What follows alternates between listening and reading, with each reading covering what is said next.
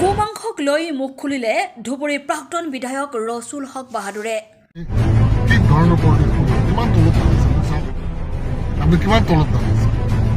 ধুবুৰীৰ প্ৰাক্তন বিধায়কগৰাকীয়ে উভতি ধৰিলে ৰকিবুল হুছেইনক।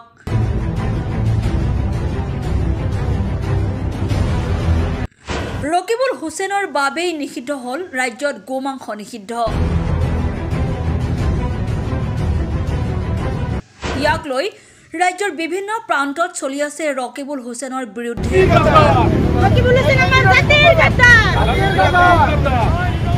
ইয়াৰ মাজতেই গোমাংসক লৈ ধুবুৰীৰ প্ৰাক্তন বিধায়ক ৰছুল হক বাহাদুৰে কেইবাটাও গুৰুত্বপূৰ্ণ মন্তব্য আগবঢ়ালে।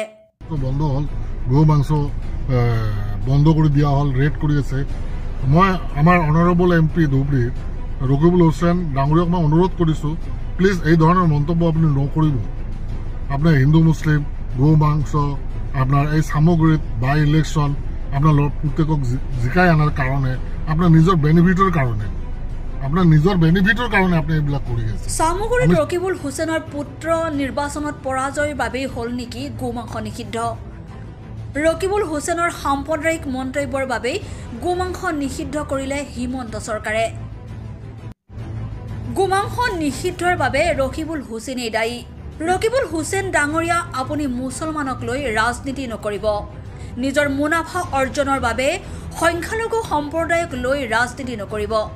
হিমন্ত বিশ্ব শৰ্মাৰ লগত আপোনাৰ ব্যক্তিগত মতানৈক্য থাকিব পাৰে, কিন্তু সেই মতানৈক্য সংখ্যালঘু সম্প্ৰদায়ৰ বাবে ডাঙৰ ক্ষতি কৰিছে ৰকিবুল হুছেইন ডাঙৰীয়া।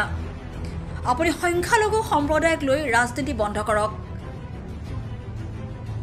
আপুনি ধুবুৰীৰ লোকসভা সমষ্টিৰ সন্মানীয় সাংসদ, আপুনি জ্ঞানী ব্যক্তি, কিন্তু আপুনি আপোনাৰ ব্যক্তিগত মুনাফা অৰ্জনৰ বাবে কিয় বাৰে বাৰে সংখ্যালঘু সম্প্ৰদায়ক ব্যৱহাৰ কৰি আছে? আদি বিভিন্ন ধৰণৰ গুৰুত্বপূৰ্ণ মন্তব্য কৰিছে ধুবুৰীৰ প্ৰাক্তন বিধায়ক ৰছুল হক বাহাদুৰে। আজি কেইদিনমান পৰা মানে এটা বস্তু বাজি আছে, গো মাংস বন্ধ হ'ল, গো মাংস বন্ধ কৰি দিয়া হ'ল, ৰেড কৰি আছে। মই আমাৰ অনাৰেবল MP ধুবুৰীৰ ৰকিবুল হুছেইন ডাঙৰীয়াক মই অনুৰোধ কৰিছোঁ, প্লিজ এই ধৰণৰ মন্তব্য আপুনি নকৰিব। আপোনাৰ হিন্দু মুছলিম গো মাংস আপোনাৰ এই সামগ্ৰীত বাই ইলেকশ্যন আপোনাৰ প্ৰত্যেকক জিকাই অনাৰ কাৰণে আপোনাৰ নিজৰ বেনিফিটৰ কাৰণে আপুনি এইবিলাক কৰি আছে।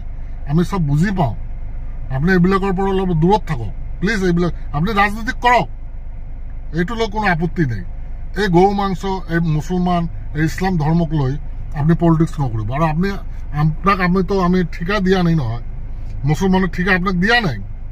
ক'তবা আজি মই এটা কথা কওঁ, আপুনি বেয়া নাপাব, আজিৰ দিনত যদি আপুনি ধুবুৰীৰ MP খেলে নহয়, আপুনি হাৰি যাব, আপুনি জিকিব নোৱাৰে। আৰু CMৰ লগত আপুনি চেলেঞ্জ কৰি কি কৰিব যে 50টাৰ নিচিনা হেমন্ত হ'লেও মোক হিলাব নোৱাৰে। এটা CM হয়, এৰিগেৰি নহয়তো, CM অসমৰ মুখ্যমন্ত্ৰী। আপুনি CMৰ লগত আপোনাৰ কি আছে না আছে পাৰ্চনেলি যদি কিবা থাকে, এইটো আপোনালোকৰ পাৰ্চনেল কথা। এই আমাৰ জাতি ধৰ্মক লৈ আপুনি প্লিজ পলিটিক্স নকৰিব। আপুনি প্লিজ আপোনাক ৰিকুৱেষ্ট কৰিছোঁ, নহ'লে কিন্তু আমি বাধ্য হ'ম আপোনাৰ বিৰুদ্ধে প্ৰতিবাদ কৰাৰ কাৰণে কিন্তু আমি বাধ্য হ'ম। আপোনাৰ প্লিজ মই ৰিকুৱেষ্ট কৰিছোঁ, সকীয়াই দিয়া নাই, ৰিকুৱেষ্ট কৰিছোঁ আপুনি প্লিজ এই হিন্দু মুছলমান পলিটিক্স, গৌ মাংস পলিটিক্স, এইবিলাক সামগ্ৰীত নিজৰ পুতেকৰ কাৰণে এইবিলাক নকৰিব, জিকাই অনাৰ কাৰণে। আপুনি ভাবিছে এটা টাইমত আপুনি এইবিলাক কথা কেতিয়াও কোৱা নাই। কোকৰাঝাৰত বহুত মুছলমানক, বহুত সংখ্যালঘু মানুহ, মাইনৰিটি মানুহক হত্যা কৰা হৈছিল। কোকৰাঝাৰ, দৰং, এই ধৰণৰ চিৰাং, বাক্সা, বহুত ধৰণৰ। তেতিয়া আপুনি কিন্তু একো মাত মাতা নাই। আৰু ডিটেকশ্যন কেম্পত কিমান ধৰণৰ ঘটনা হৈ আছে, আপুনি এটাও মাত মাতা নাই। আৰু এতিয়া আপুনি নিজৰ বেনিফিটৰ কাৰণে আপুনি কি ধৰণৰ পলিটিক্স কৰি আছে, কিমান তলত নামিছে আপুনি চাওক। আপুনি কিমান তলত নামিছে।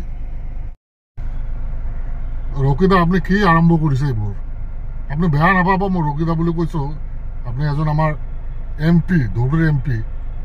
এতিয়া জানে আপুনি গৰু মাংস লৈ কেনেকুৱা এটা বিতৰ্কৰ সৃষ্টি হৈছে আমাৰ সাধাৰণ ৰাইজৰ। আমাৰ যিবিলাক সাধাৰণ ৰাইজ, আমাৰ কিমান প্ৰব্লেম হৈছে। এই গৌ মাংস লৈ আকৌ ক'ৰ পৰা ক'ত এইটো গুচি যাব। আকৌ এতিয়া গৰু মাংস মানে বন্ধ কৰি দিছে। বন্ধ হোৱাৰ পিছত আমাৰ হোটেল চোটেল যিবিলাক ল'ৰা যিবিলাক এতিয়া কৰ্ম কৰি খাই আছিল, নিজৰ ফেমিলিটো হেৰি কৰিছিল। আপুনি ডাঙৰ মানুহ, আপুনি MP মিনিষ্টাৰ আছিল, আপুনি ইমান জ্ঞানী মানুহ, আপুনি প্লিজ এইবিলাক বন্ধ কৰক। এই গৰু মাংস এই মানে CM নিচিনা 50জন হেমন্ত হ'লেও মোক হিলাব নোৱাৰে। এইবিলাক কাজিয়া কি আছে ন আছে, আপুনি কেনেকৈ কি কৰে কৰক। এই আমাৰ মুছলিম ধৰ্ম জাতিক লৈ প্লিজ আপুনি পলিটিক্স নকৰিব। তাতে আমাৰ বহুত ক্ষতি হয়, আমাৰ ল'ৰা ছোৱালী, আমাৰ যিবিলাক কৰ্ম কৰি খায়, অফিচ কোৰ্ট কাছাৰী ঠিকাদাৰী ব্যবসা বাণিজ্য, বহুতো দিগদাৰী হয়। আমি কিন্তু হামেশা আজি বহুত দিনৰ এইবিলাক ভুগি আছো। আমি মুছলমান হোৱাৰ কি আমি পাপ কৰিছো নেকি, সেইটো আল্লাহে জানে। যে আমাৰ ওপৰত ইমান ধৰণৰ গজব, সৰু সুৰা কথাতেই মুছলমানৰ ওপৰত আঘাত কৰে, মুছলমানক আক্ৰমণ কৰে। যোনে কৰে যিয়ে কৰে কৰক।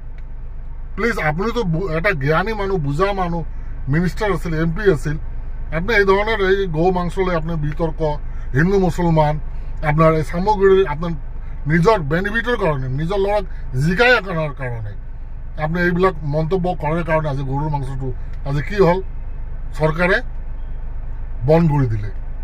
সরকারে বন্ধ করে দেওয়ার পিছতে আপনি জানে গোটা অসমত, বিশেষ করে আমার নামনি অসমত কেনেকুৱা হাহাকাৰ চলি আছে। প্লিজ আপনাক ৰিকোয়েস্ট কৰিছো আপনি এই ধৰনেৰ মন্তব্য নকৰিব, আৰু এই ধৰনেৰ মন্তব্যৰ পৰা আপনাৰ বিৰত থাকাটো মানে দূৰত থাকাটো বেছি বেস্ট আৰ কি। আপনাক অনুৰোধ কৰিছো যে আপনি এই ধৰনেৰ নকৰিব, কাৰণ আমাৰ তাতে বহুত ধৰনেৰ ফোন আহে। আমি সকলো টাইমত দুখীয়া ৰাইজৰ লগত থাকো, মিডিল ক্লাসেৰ ৰাইজৰ লগত থাকো, গোটাই অসম ভ্ৰমণ কৰি থাকো। বিশেষ কৰে নামনি অসমত আমি ঘূৰি থাকো। চাওক কেতিয়াবা মাদ্রাসা ভাঙে, কেতিয়াবা মসজিদত আঘাত করে, কেতিয়াবা আলিম উলিমাক আঘাত করে। আপনি সব কথাখিনি জানে, জানার সত্ত্বেও আপনি একজন MP, অনারেবল MP, আপনি তো আমার নিচিনা এরিগেরি মানুহ নহয়, আপনি ডাঙৰ মানুহ। এইবিলাক প্লিজ নকৰিব। হিন্দু মুছলমান পলিটিক্সটো আপনি বাদ দিয়ক। আপনি নিজৰ বেনিফিটেৰ কাৰণে এইবিলাক পলিটিক্স বাদ দিয়ক। আৰু কত CM হেমন্ত দা হল কত CM, আপনি কত MP, তেখেতৰ লগত আপনি টক্কৰ দি নোৱাৰিব তো। আপনি নোৱাৰিব, আপনি কেতিয়াও তেখেতৰ লগত টক্কৰ দিব নোৱাৰে। তেখেত অসমৰ এজন CM, আপনি হলো এটা লোকসভাৰ MP। আপনি এইবিলাক কোৱাৰ কাৰণে বহুত ধৰণৰ প্ৰব্লেম আমাৰ ফেচ কৰিব লগা হয়। আমাৰ সাধাৰণ ৰাজ্যত আমাৰ বহুত ধৰণৰ প্ৰব্লেম ফেচ কৰিব লাগে।